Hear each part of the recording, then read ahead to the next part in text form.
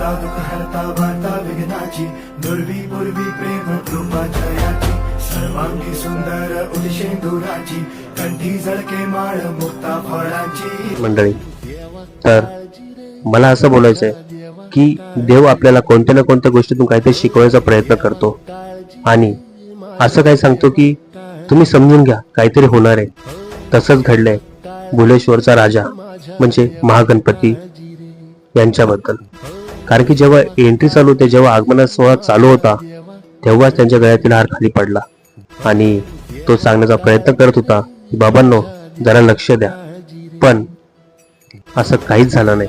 सगळ्यांचं लक्ष फक्त आगमन सोहळ्याकडे आणि वाजत गाजत आपल्या घरामध्ये बाप्पाला कसं घेऊन जायचं याच्याकडे होतं आणि आगमन सोहळा पण थाटामाटात पार पडत होता. असं चालू होतं.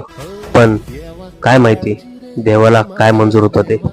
कारण की रस्त्यातील खड्डे याच्यामुळे आज गणपती बाप्पाची मूर्ती खाली कोसळली आणि 2 जणांचा तिथं दुर्दैवी मृत्यू झाला आणि एका चिमुकल्यासह 5 जण एक गंभीर अवस्थेमध्ये आहे.